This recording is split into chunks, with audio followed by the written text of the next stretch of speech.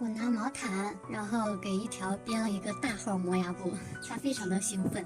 哇，你看它好壮呀，好像有肌肉一样。熟悉的死亡翻滚真的是它的绝招啊！小奶狗哪来这么大的劲呢？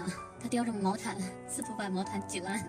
哎呀，天爷呀，隐隐的肌肉，这拱着那个毛毯拱一边去了，撕得更用力了，真的是全身都是反骨。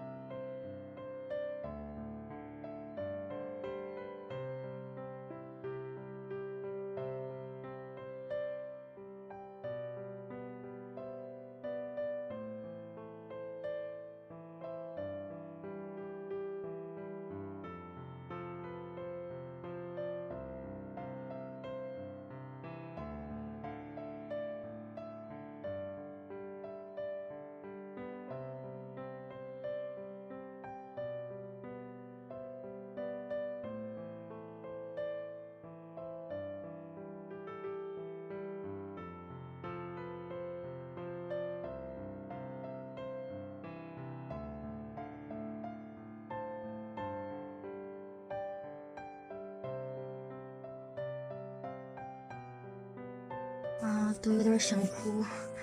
就是我出差回来之后，就是一条，我只要是在卧室或者在家，就是一条会不停的跟到我后面，好像是怕我会再走一样。他就这样看着我，我去做饭的时候，他也就在我后面，就是我只要在家，现在就是我走到哪儿，他跟到哪儿。